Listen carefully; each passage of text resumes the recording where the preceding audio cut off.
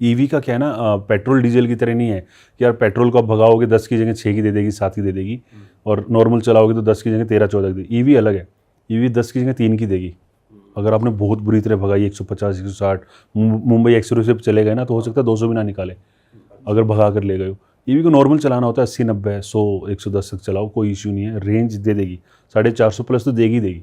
मेरे को भी दिए थोड़े दिन पहले। अगर कोई ईवी प्लान कर रहा है, किसी कंपनी ने नई ईवी लॉन्च करी है, जैसे महिंद्रा की हम बात करें, तो मतलब अगर कोई ईवी का शौकीन है तो वो 1-2 साल रुक के ले, जब नए वेरिएंट्स आ जाएं, ये बग्स और ये दिक्कतें सॉल्व हो जाएं, ऐसा कुछ है क्या? यार मैं तो सजेस्ट करूँगा थोड़ा इतना रुक जाओगे, थोड़ा डिस्काउंट आ जाए ठीक है, क्योंकि ईवी में ना डेप्रिसिएशन बहुत ज़्यादा है। आपने आज गाड़ी खरीदी 50 लाख की, आप बेचने गए तो हो सकता है 30-32 लाख भी ना मिले आपको। अच्छा, तो थोड़ा सा अगर 5-7 लाख का डिस्काउंट मिल जाए, जैसे EV6 पे हो रहा है, अब 70 लाख की गाड़ी में 20 लाख का डिस्काउंट मिल गया, मैं खुश हूँ भाई। 50 लाख रुपए की है, 40 की 45 जो भी बिकेगी, मुझे नुकसान नहीं होगा। तो ईवी में थोड़ा सा डेप्रिसिएशन ज़्यादा है। एडवांटेज दूसरी साइड है, अगर आप ईवी खरीद रहे हो, फर्म के नाम पर खरीद रहे हो ना, तो गाड़ी 4 साल में फ्री हो जाएगी आपकी। पेट्रोल गाड़ी में 15% डेप्रिसिएशन मिलता है, फर्म के नाम पर अगर आप ईवी खरीदते हो तो 40% डेप्रिसिएशन है।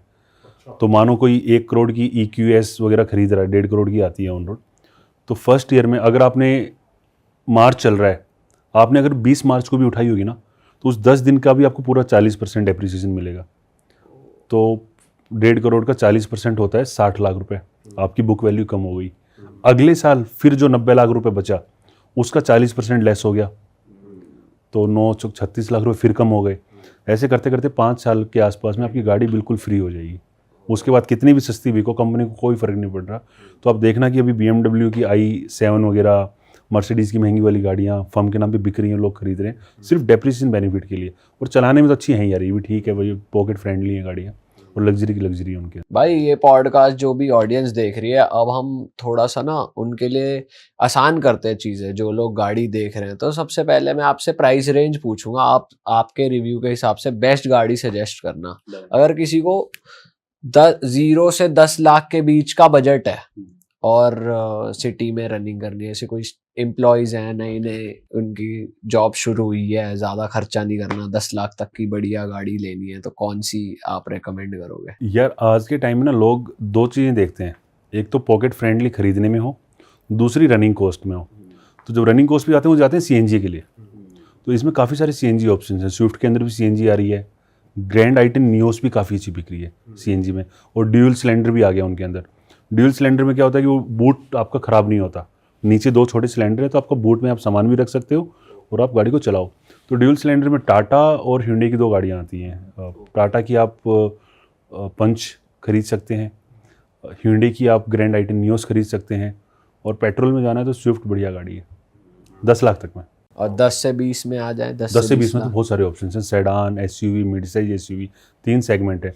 सेडान में सबसे ज़्यादा बिक्री आज के टाइम में वर्टस वॉक्सवैगन की, दिखने में अच्छी है, 1.5 लीटर में, उसमें वो टेक्नोलॉजी है कि उसमें 2 सिलेंडर बंद हो जाते हैं। अगर आप गाड़ी को चला रहे हो, 4 सिलेंडर गाड़ी है, तो जहाँ पे ज़रूरत नहीं है 2 सिलेंडर बंद हो जाएंगे, उस टाइम पर वो गाड़ी माइलेज आपको काफ़ी अच्छी देगी, और पूरी बढ़िया स्पेस ऑफर कर रही है, सेगमेंट नंबर 1 बनी हुई है, और उस पर डिस्काउंट भी 2-2.5 लाख का मिल जाता है। मतलब टाइम पर ना लेने जाओ तो लोग सोचते हैं वो खरीद लें। दूसरा क्रेटा है भाई, क्रेटा तो क्रेटा है, बदमाश गाड़ी है वो, ठीक है। और क्रेटा नहीं लेनी तो सेल्टोस। और रूरल में ऐसे ऐसे कस्टमर्स हैं जिनको थोड़ा सा डर लगता है, हमें तो मारुति चाहिए, तो ग्रैंड विटारा, विटारा ब्रेजा, तो ये गाड़ियाँ यही बिक रही हैं। आप देखो ना 15 हज़ार यूनिट्स इन गाड़ियों की बिक रही हैं। हर गाड़ी का, हर सेगमेंट का अलग कस्टमर है। कोई ऐसी भी गाड़ी है जो लोग कम ले रहे हैं पर आपके रिव्यूज़ बहुत, आपके हिसाब से बहुत अच्छी गाड़ी है, लोग उसके बारे में सोच सकते हैं, जैसे MG ब्रांड की कोई गाड़ी हो? मैंने एक गाड़ी ऐसी चलाई है जो देख के मैं पागल हो गया था, और गाड़ी वो बिल्कुल नहीं बिक रही, 100 यूनिट 150 यूनिट। सिट्रोइन की 2 गाड़ियाँ आती, C3 एयरक्रॉस और बसाल्ट। आप एक बार चला लो उस गाड़ी को, फ़ैन हो जाओगे, इतनी बढ़िया गाड़ी है। उससे बेहतर सस्पेंशन किसी और गाड़ी के अंदर नहीं है, 20 लाख रुपए तक की सेगमेंट के अंदर बोल रहा हूँ मैं।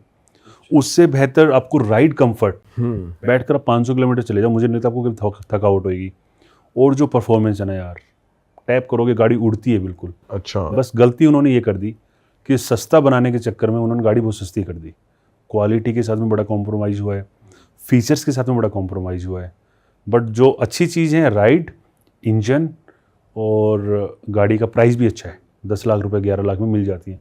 तो वो गाड़ी मुझे बड़ी पसंद आई है चलाने में। हाँ, 20 से 30 के बीच में। 20 से 30 में अब क्रेटा का जो टॉप मॉडल है, हाँ, और महिंद्रा की फिर 3 गाड़ियाँ हैं, थार, XUV 700 और स्कॉर्पियो एन।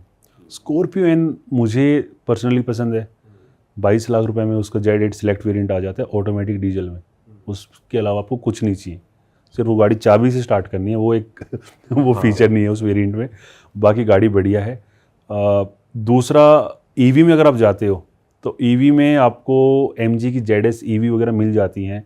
BYD की ऑटो 3 करके आती है, चाइनीज़ कार है जो, उसका भी एक वेरिएंट आपको 25 लाख में मिल जाता है। थोड़ा सा ऊपर जाओगे आप तो सफारी 28-30 लाख रुपए में, और XUV 700 28-30 लाख में आपको मिल जाती है। XUV कैसी है भाई गाड़ी? अच्छी गाड़ी है वो, क्वालिटी के हिसाब से, फीचर्स के हिसाब से उस सेगमेंट की सबसे बेस्ट गाड़ी है। पर XUV में भाई जो ADAS सिस्टम आ रहा है वो कामयाब है, क्योंकि बहुत जगह हम देखते हैं उसमें भी फेलियर है। इंडिया का सबसे बेहतरीन ADAS आपको अगर किसी गाड़ी के अंदर मिलेगा ना, तो वो मिलेगा XUV 700 के अंदर। लेवल 2 इतना बढ़िया क्वालिटी है उसकी। 200 किलोमीटर 500 किलोमीटर मुंबई एक्सप्रेस पे चढ़ जाओ आप, जहाँ पे प्रॉपर लाइन है। अगर लाइन मिट गई तो कुछ नहीं कह सकते, अगर लाइन्स प्रॉपर बनी हुई है ना, आप 500 किलोमीटर स्टीयरिंग से हाथ हटा के बैठ जाओ, गाड़ी चलती रहेगी। और इतनी बढ़िया क्वालिटी है, रडार बेस्ड है और अच्छी क्वालिटी का है वो, आप उस पर ट्रस्ट कर सकते हो।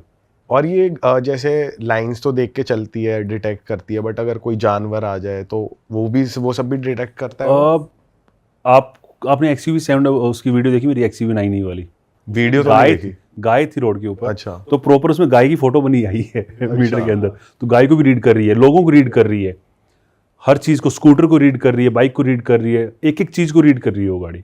तो इनका जो ADAS है ना, काफ़ी एडवांस होता जा रहा है धीरे धीरे।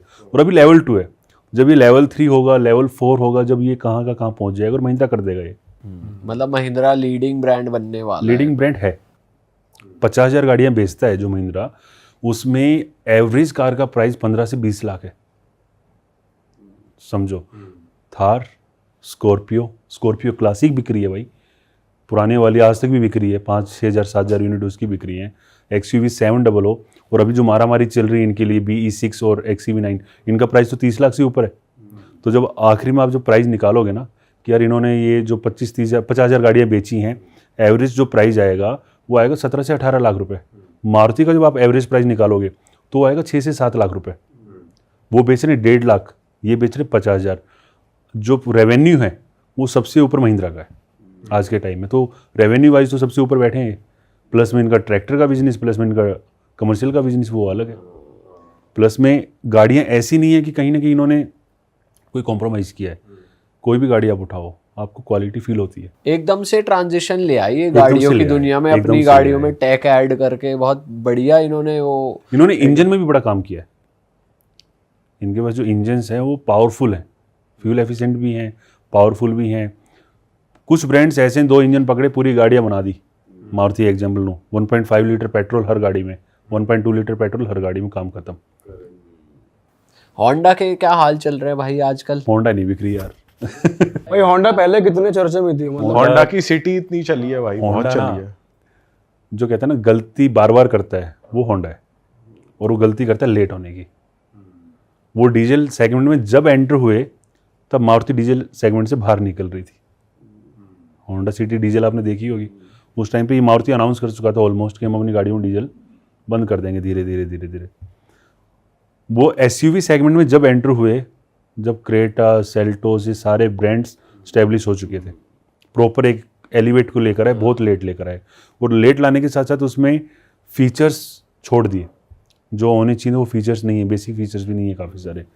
और अब ये हाल हुआ है कि लोगों के माइंड में बैठ के भी क्रेटा लेनी है, सेल्टोस लेनी है, ग्रैंड विटारा लेनी है, वो होंडा देखने ही नहीं जा रहा। बट उनके इंजन अच्छे हैं, क्वालिटी अच्छी है, और वो उनके लिए ठीक है जो मतलब 50 साल के अंकल टाइप, मतलब अंकल तो नहीं बोलूँगा, भैया टाइप के जो लोग होते हैं ना ठीक है, क्योंकि हम भी लगभग पहुँच गए यार 35। फिर तो हम तो अंकल बोलेंगे अंकल बोलो भाई, हाँ, हम तो अंकल बोलेंगे भाई, हम 30-35 वाले हैं तो उनके लिए ठीक है भैया, हमें ऑफिस से घर, घर से ऑफिस, बढ़िया।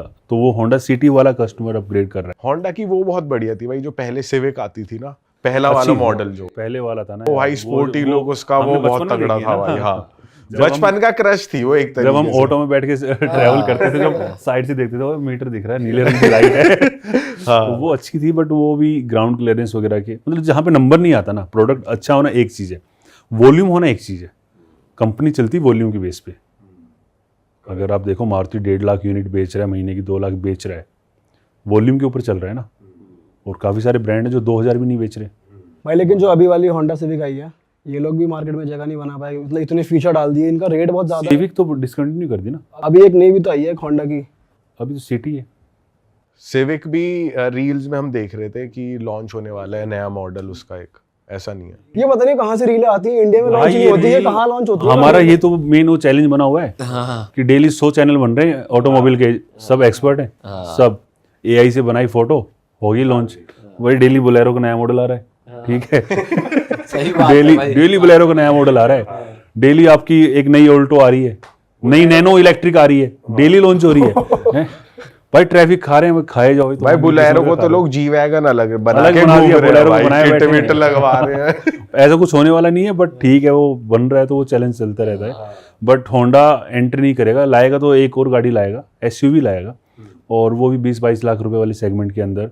पहले तो सब 4 मीटर लेकर आएगा, उनके पास सब 4 मीटर SUV नहीं है, जहाँ पर ब्रेजा, स्कोडा भी काइलैक ले आया, ठीक है ना, वेन्यू बिक रही है, वो सेगमेंट। वही तो कह रहा हूँ, होंडा यहीं पे लैग करता है लेट कि डिसीजन मेकिंग इतना लेट है उन लोगों का कि जब वो चिड़िया खेत चुग चुकी होती है ना, जब वो दाने उठाने पहुंचते हैं कि अब उठा लें, और वहाँ पर वो लेट हो जाते हैं।